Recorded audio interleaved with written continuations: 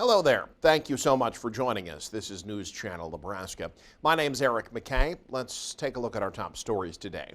Beginning with a Nebraska representative weighing in on international news. The Kremlin has warned that Washington's decision to let Ukraine strike targets inside Russia with U.S.-supplied longer-range missiles would stoke the war and escalate international tensions. This policy shift adding some uncertainty as the war on Tuesday marked 1,000 days since Russia's full-scale invasion began. U.S. officials say Washington is easing limits on what Ukraine can strike with its American-made Army tactical missile system after months of ruling out that move over fears of escalating the conflict. Now, U.S. Representative Don Bacon of Nebraska says he's fully supportive of the decision to allow Ukraine to use the long-range missiles. He says he's hoping that the U.S.'s next president will show that same level of support. Let's let Ukraine fight hard and go after military targets in Russia that are attacking or bombing Ukrainian cities. And I don't know why they waited till now to do it, but I'm glad they made that change. Now, I talked to President Zelensky personally on this. And this was his number one issue: remove the rules of engagement that make it harder for them to fight the war. And so I support that. And I do have concerns by some of the things that I would say the lack of moral clarity from the former president, the future president. I think he should be very clear. This is Russia's invasion. They invaded a sovereign neighbor.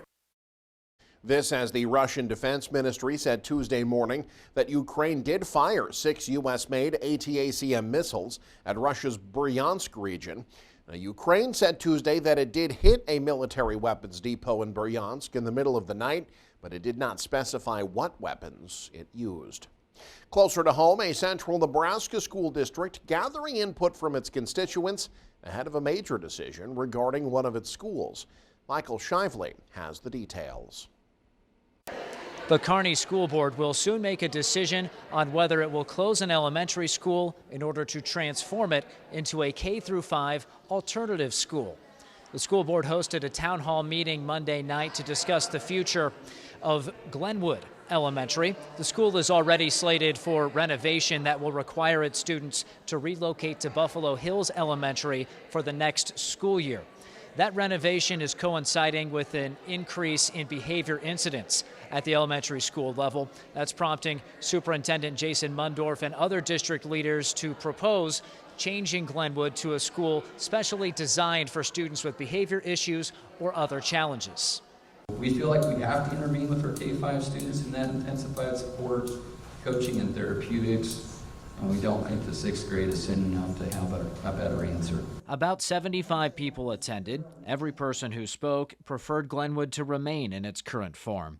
Some parents who have kids with challenges said their kids already thrive at the school. Glenwood, them and their teachers have always worked with him and always done a great job with him. People in this community love that school.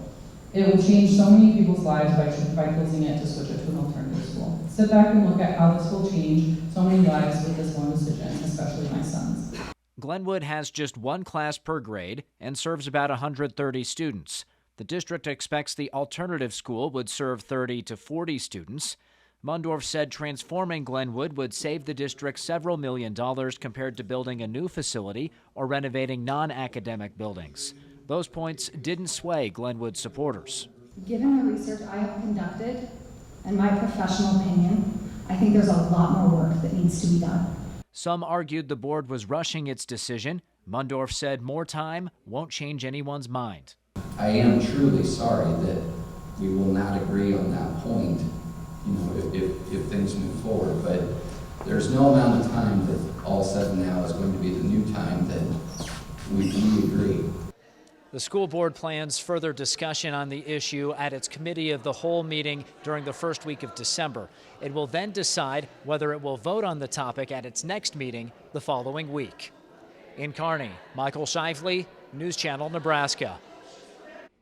6 regions, 1 Nebraska. It's a new approach suited to a new era of economic development, guided by the ideas and insights of area leaders. To discuss and go in depth on the specific people involved, Speaker Denise Wilkinson spoke with our reporter Hanky Hazelton on what needs to be done next. This is a partnership with the Governor's Office, State Department of Economic Development, and the Nebraska Chamber, and it's to help workforce needs, childcare, quality of life, leadership skills for all of Nebraska. As part of the program, Northeast Community College also identified building leadership skills for young people interested in becoming elected officials and recognizing the housing shortage. How can we work together to identify opportunities to ensure that all of our communities have affordable housing for people that want to move to our community or also grow their families?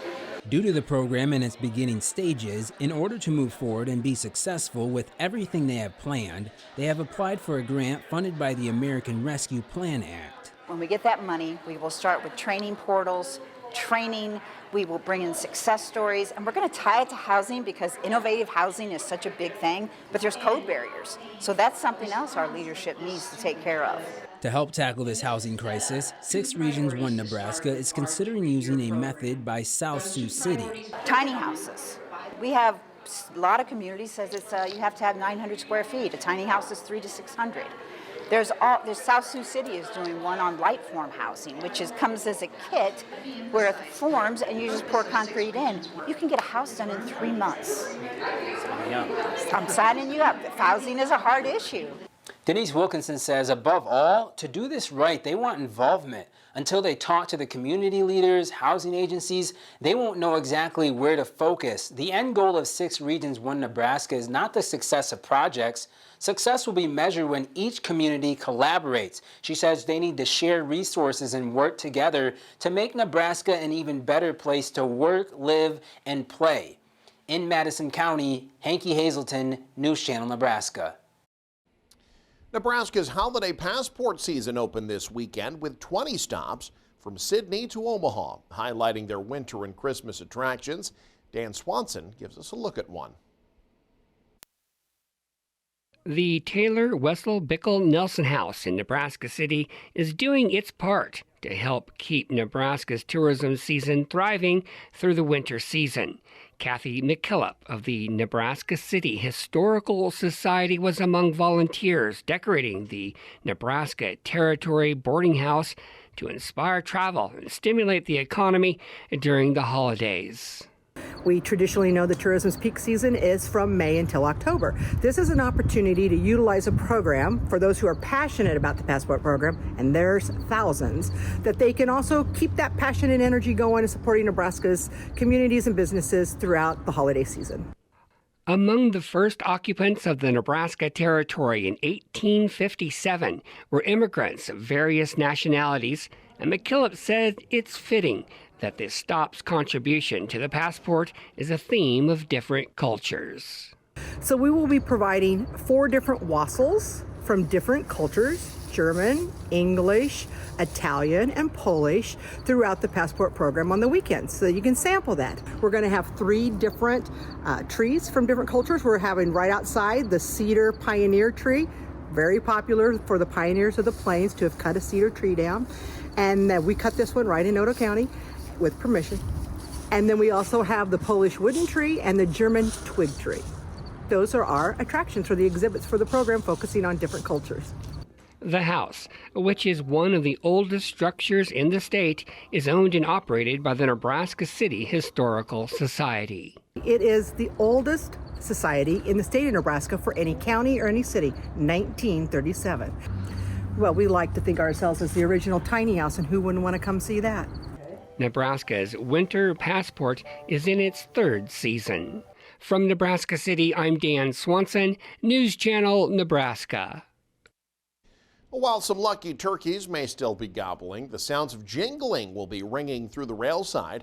Downtown Grand Island, home to a massive tree as a crew spruces up the newest resident with all the adornments expected this time of year. It's the centerpiece of what's known as Railside Christmas, and organizers say this year expected to be the biggest event yet. Santa will be here, but we have live reindeer, we have the Jolly Trotters, which are some little animals walking around, we have strolling characters, we have lots of crafting stations. And one thing we've done different this year is people always wonder, where are the activities? So this year we got smart, and we have green lights in the window. Railside Christmas happening this Friday night from 5:30 to 8:30 with more than 20 food vendors and dozens of activities for the family. And a regional theater production is bringing history to life through the real letters of a Nebraska staff sergeant from World War II. It's called Not Too Far Distant, and it's touring Nebraska over the next few months. Casey Wannenberg caught up with the cast during a stop in Valentine. This is the story of a Nebraska staff sergeant who served during World War II, even helping liberate the longest operating Nazi concentration camp, Dachau. It's not like they're watching history from afar, but they feel like they're living it and they're in it. Petra Wahlquist is the executive producer of Blixt Arts Lab, which produced this play.